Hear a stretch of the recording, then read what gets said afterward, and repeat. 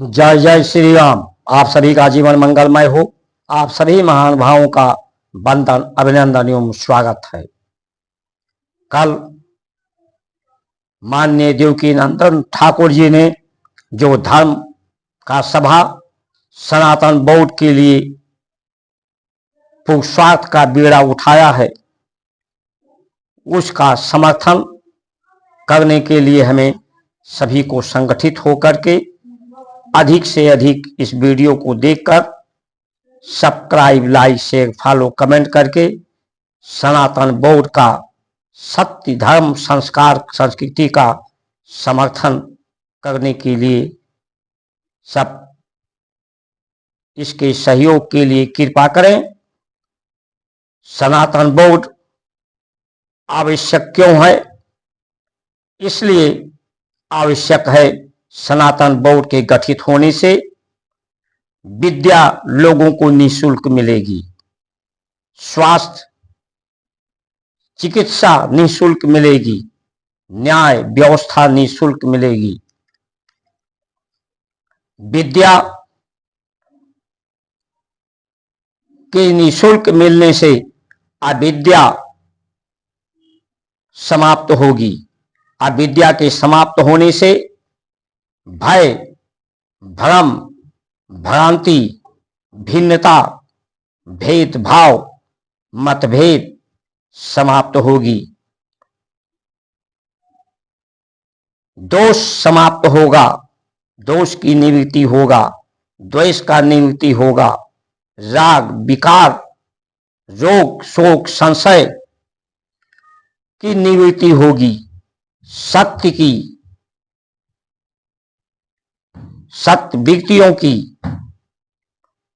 तन भी हमारा सत्य हो, इसीलिए इसको सनातन कहते हैं। तन भी सत्य, मन भी सत्य, बुद्धि भी सत्य, चित्त भी सत्य, विचार भी सत्य, कर्म भी सत्य। सत्य ही संपूर्णता है। संपूर्णता का आधार ही जो सबकी बात करे, निजी और निजता को समाप्त करे, क्योंकि ये निजी होने का एक भ्रम ही है। एक विस्मृति के कारण ही हम सत्य को भूल गए हैं, क्योंकि ये भूलने की आदत, गुण जो है, ये सृष्टि में है, इस बुद्धि में है। सत्य की स्मृति, सत्य के अंश होने की स्मृति, संस्मृति ही संस्कार है।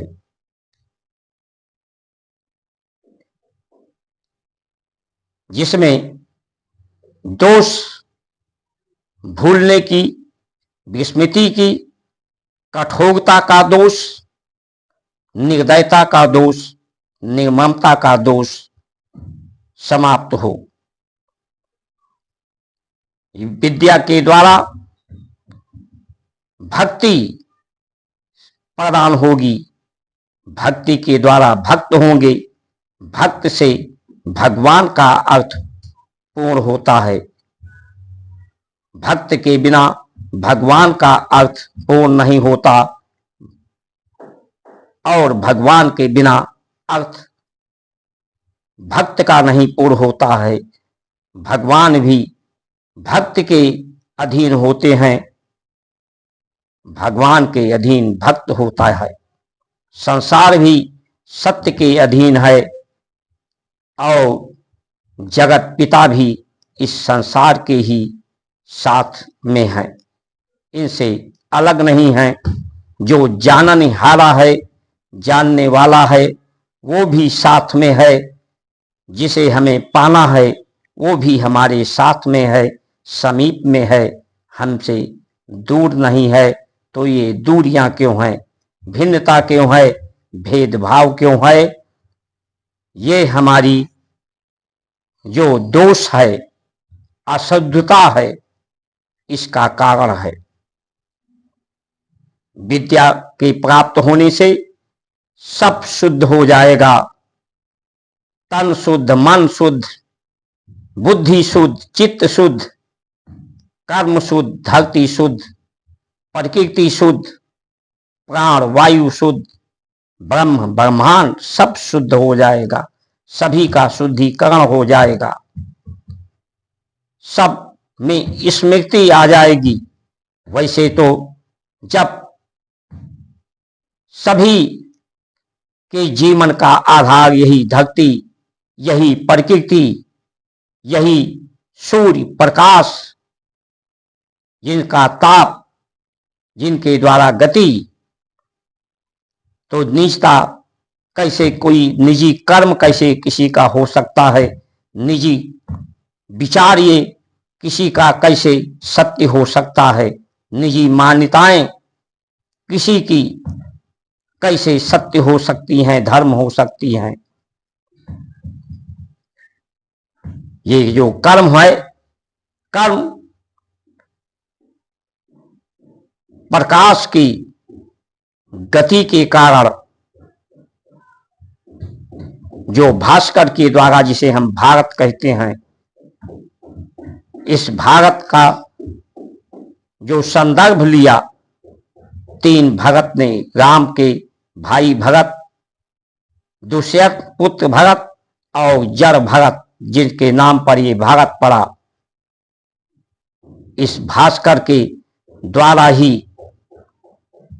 गति है, प्रकाश के द्वारा प्रकृति की गति है, धरती की गति है, और ये गति में जो शक्ति का, तरंगों का प्रवाह है, जिससे ये परिवर्तन है, और ये परिवर्तन प्रकृति में भी है और शरीर में भी परिवर्तन होता है।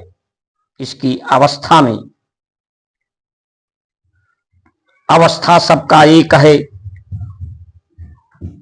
सभी की जन्म, जवानी, वृद्धावस्था, मृत्यु की अवस्था सबको प्राप्त होती है। तो ये भिन्नता क्यों है? अवस्था भी एक है, स्वभाव भी सबका एक है, सभी सुख शांति, सुख और सुगंध को ही चाहते हैं। तो फिर भिन्नता क्यों है? भिन्नता का कारण ये हमारा विस्मृति है, ये हमारा दोष है, अशुद्धता है। ये विद्या के द्वारा दूर होगी, और विद्या के उक्ति के लिए, विद्या से ही परमात्मा का अर्थ पूर्ण होता है, भगवान का अर्थ पूर्ण होता है। पुरुष नारी का अर्थ, पुरुष और नारी दोनों के संसर्ग मिलने से पूर्ण होता है। दोनों के संसर्ग से परिवार का अर्थ पूर्ण होता है। परिवार के अर्थ से समाज का, राष्ट्र का, देश का, जगत का अर्थ पूर्ण होता है। तो जिसमें सबका अर्थ पूर्ण हो, जिसमें भक्ति के अर्थ से शक्ति का अर्थ, सामर्थ्य का अर्थ, धन का अर्थ, संसार का अर्थ, परमात्मा का अर्थ पूरा हो, भक्ति बढ़ती है तो भीड़ नहीं बढ़ती, क्योंकि भक्ति बढ़ती है तो प्रेम की गंगा बहती है। कामनाएं, वासनाएं नहीं होती, उसमें त्याग होता है, तप होता है। तप का बल होता है, त्याग का बल होता है, वैराग का बल होता है। इसलिए भक्ति होती है तो शक्ति सामर्थ्य होती है। कोई असमर्थ नहीं होता, कोई शक्ति विहीन नहीं होता, कोई धनहीन नहीं होता, कोई अर्थहीन नहीं होता।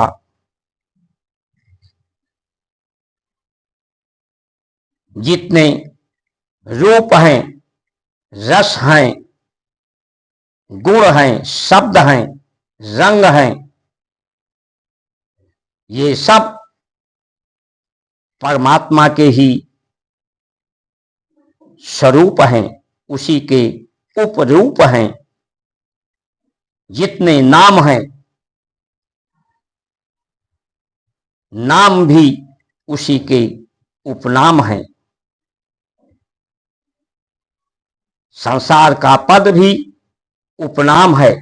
किसी व्यक्ति को उसका नाम लेकर बुलाया जा सकता है और उसके पदनाम पिता, राम के पिता, फला व्यक्ति के पिता, तो उससे भी उसका संबोधन होता है। पद भी उसका उपनाम है, कर्म भी उपनाम है। ये भिन्नता के कारण, भिन्नता का कारण जाति नहीं है, जात कर्म का सूचक है। ये व्यक्ति का, परमात्मा का उपनाम है। ये चार जो वर्ण हैं, ब्राह्मण, क्षत्रिय, वैश्य, शूद्र, ये उपलब्धि है, उपाधि है। ये भिन्नता का कारण नहीं, ये भिन्नता और भेद को दूर करने का कारण है। ब्राह्मण जो ब्रह्म विद्या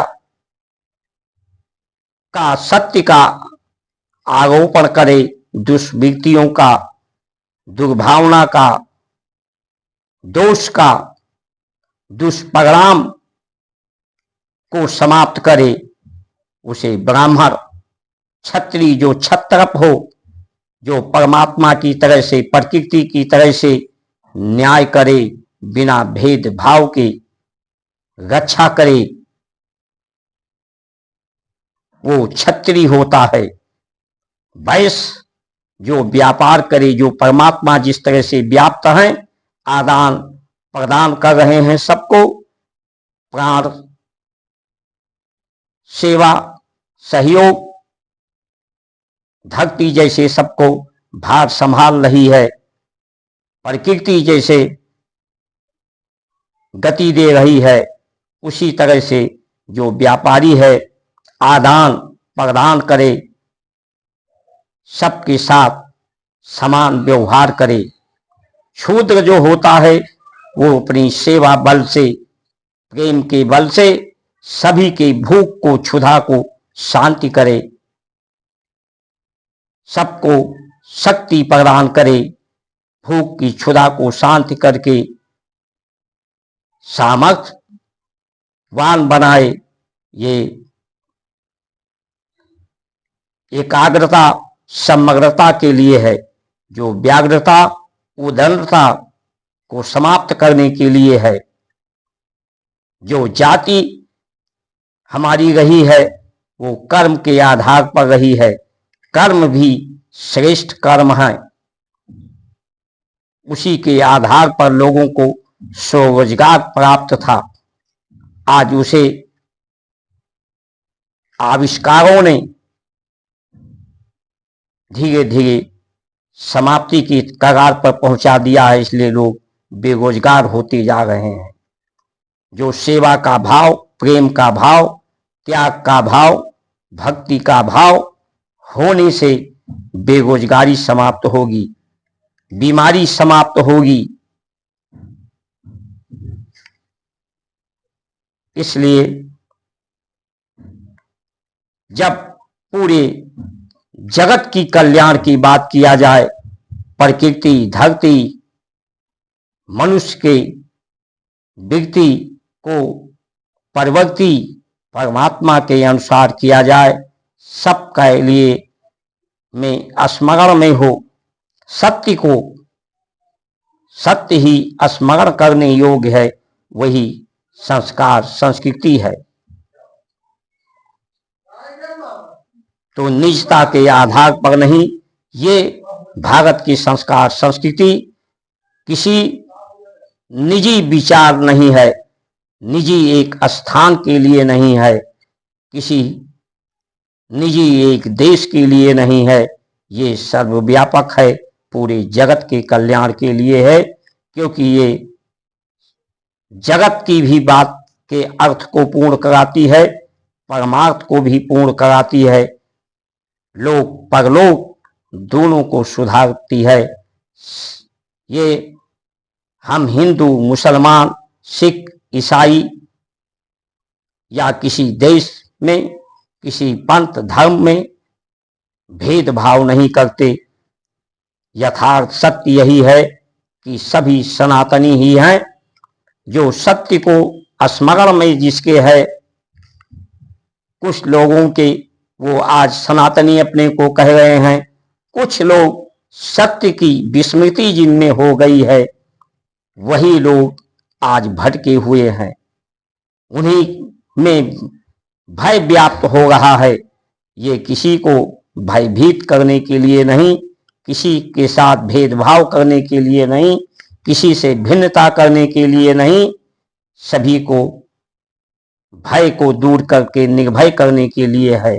भेदभाव भिन्नता को समाप्त करने के लिए है, भय मुक्त करने के लिए है, नशा मुक्त करने के लिए है, रोग मुक्त करने के लिए है, दोष मुक्त होने के लिए है, जीवन के आवागमन से, जन्म मरण से मुक्त करने के लिए है, दुर्भावना और दुर्गंध से, दोष से मुक्त करने के लिए है। और सभी के लिए ये अनिवार्य धर्म है, क्योंकि सत्य के धर्म के द्वारा ही सभी की जीवन की उत्पत्ति, पालन पोषण और निवारण हो रहा है। निजी कर्म का फल मिलता है, और जब लोग निजी कर्म के अनुसार बात करते हैं तो कर्म अधीन विश्व रच राखा, जो जस कर्म करे तस फल चाखा। और जब सत्य की विक्तियां होती हैं तो लोग कर्मयोगी होते हैं, उनको समझ होती है, समझदारी, ईमानदारी, जिम्मेदारी होती है कि ये सब कार्य, सभी कर्म परमात्मा की कृपा के कारण, दया के कारण, दान के कारण, तप के कारण हो रहा है। कृपा का पर्याय ही यही है कि ये जो कृत्य है, जो संकल्पित है, जो कारण है, जो प्रकाश का किरण है, ज्ञान का किरण है, जिसी की द्वारा ये कीर्ति है, ये आकीर्ति है, जो सबको प्राप्त हो रही है, उसी का नाम कृपा है। उसी के द्वारा सभी का कल्याण, जब संपूर्णता की बात की जाए, सबके कल्याण की बात की जाए, सभी की सुंदरता की बात की जाए, सभी को सुगंधित करने की बात की जाए, सभी को सत्य की स्मरण की बात की जाए, जिसमें पूर्णता हो, सबकी बात की जाए, वही सत्य धर्म है। तो आइए हम सब भ्रम, भेद, भय को, भिन्नता को, दोष को, रोग को अलविदा कहें, इसे समाप्त करें और सब संगठित हों। प्रेम की गंगा बहे, भक्ति की गंगा बहे, शक्ति की गंगा बहे, ज्ञान की गंगा बहे। सभी लोग विद्यादान, कन्यादान, गौदान, अन्नदान, सहयोग दान, जो धर्म का 4 चरण है, सत्य, दया, दान, तप, उसकी पूर्णता हो। इन्हीं वचनों के साथ आप सभी का सुमंगल कामना करते हुए जय श्री राम।